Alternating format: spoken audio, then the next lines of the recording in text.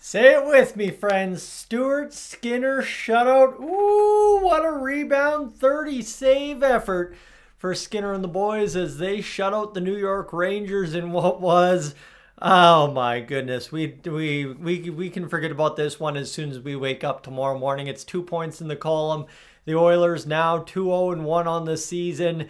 Skinner obviously coming back from what was that disaster class mistake in the season opening game against Calgary to win, and now has 3 out of 4 possible points for games he's started.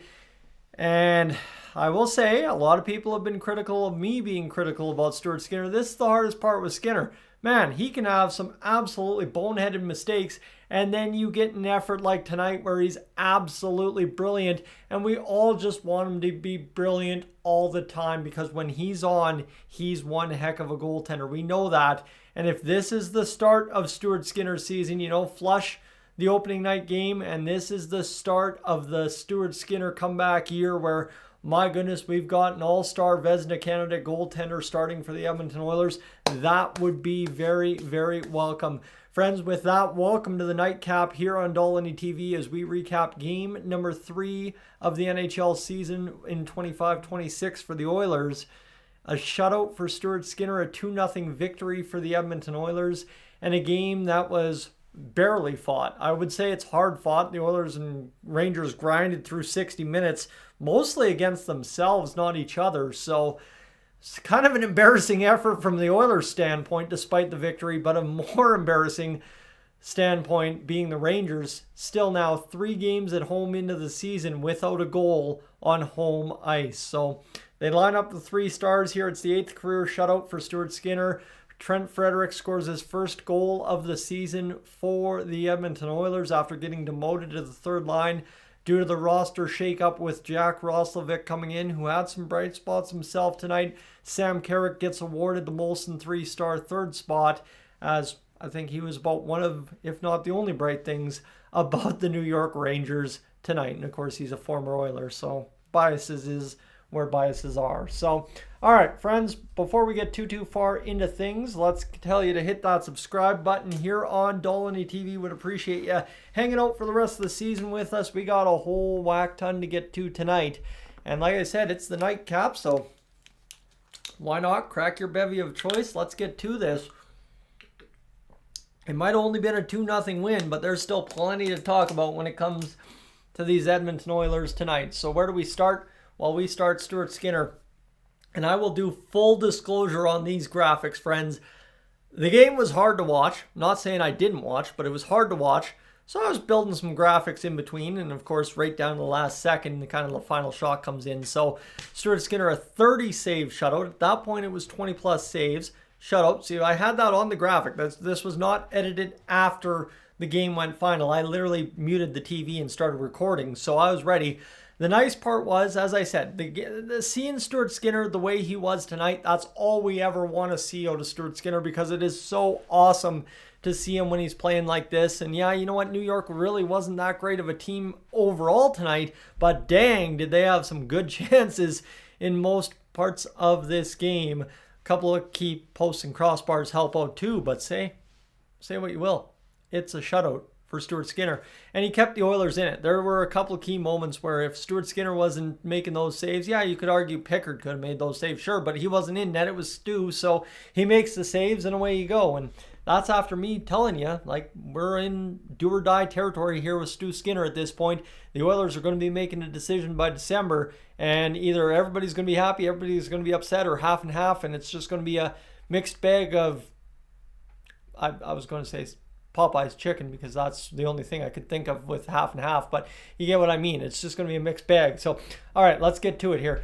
Ice, a factor. Now, this was a big part, and Michael from Heavy Hockey Network had a really good note on this one here tonight, just kind of saying the outdoor rink has better ice than what was happening at Madison Square Garden, and that's kind of typical of, late season and early season ice across the NHL. Rogers Place, one of, if not the most consistent ice surfaces, as we know, in the NHL. That was not it tonight for the Oilers and the Rangers. It was a tough, brutal game for both teams just to gut through and get through just because of the ice.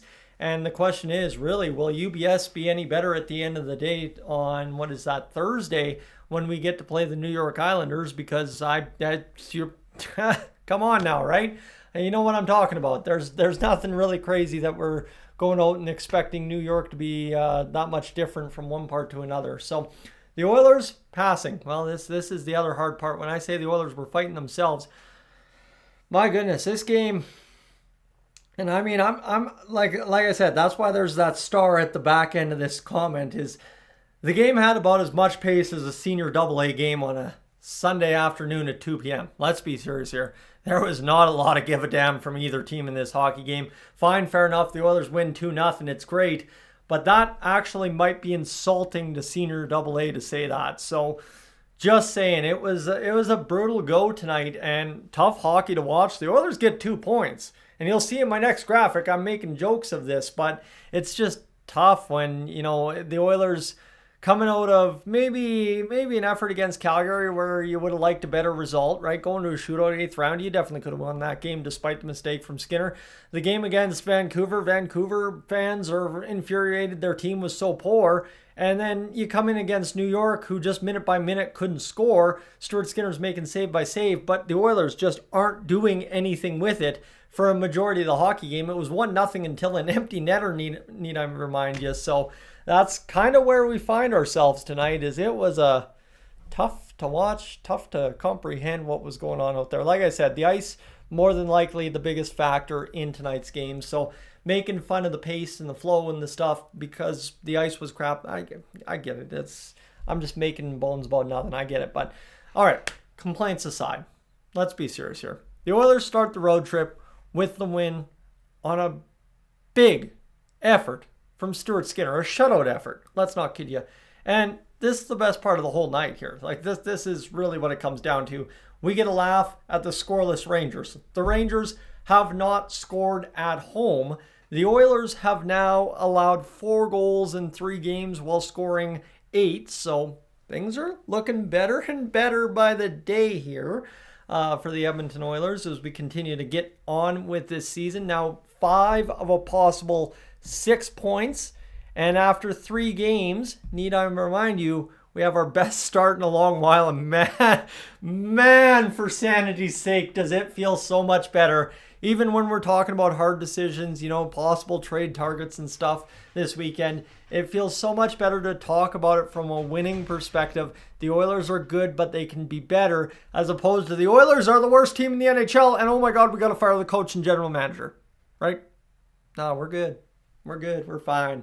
Life's good. Life's dandy. Stuart Skinner's got a big smile here on the post-game interview with Gene Principe. So really, you know, end of the day, 5 out of a possible 6 points. And the New York Rangers, 3 games into the season at home, haven't scored a goal despite their goaltenders only allowing, 3 goals in those 3 games.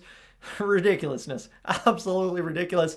Only the new New York Rangers could do that for you. And my goodness, if you're a Rangers fan, it sucks to be you right now. The bright spots for the Oilers tonight, I think, like I said, Frederic gets his first goal as an Edmonton Oiler this season, and a guy who was bolted onto the top line alongside Draisaitl and McDavid in training camp, expected to replace Hyman. That's just, again, yeah, he's capable of being a Pat Maroon type up there, but he is not a Zach Hyman type up there.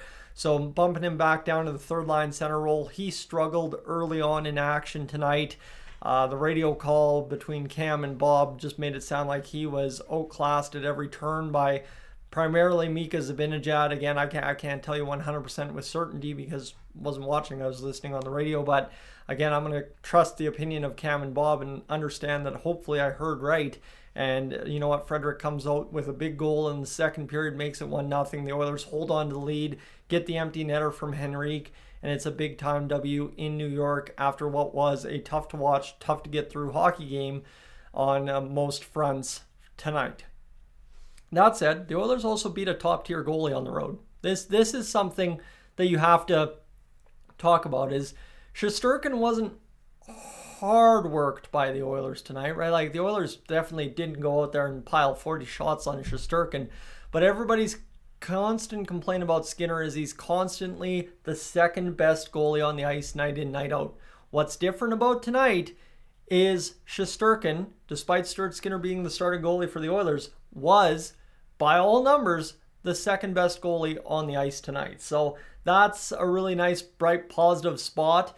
And like I said, beating him on the road and, of course, having that effort from Skinner himself, it's just one of those things where it just calms everything down. And hopefully it's the start of what you want to see here, trending towards November, going through this road trip, getting through the New York teams, getting into the home game against Montreal, where, again, friends, Montreal is always the game where the Oilers just seem to crap the bed. So hoping for a better effort here once we get home.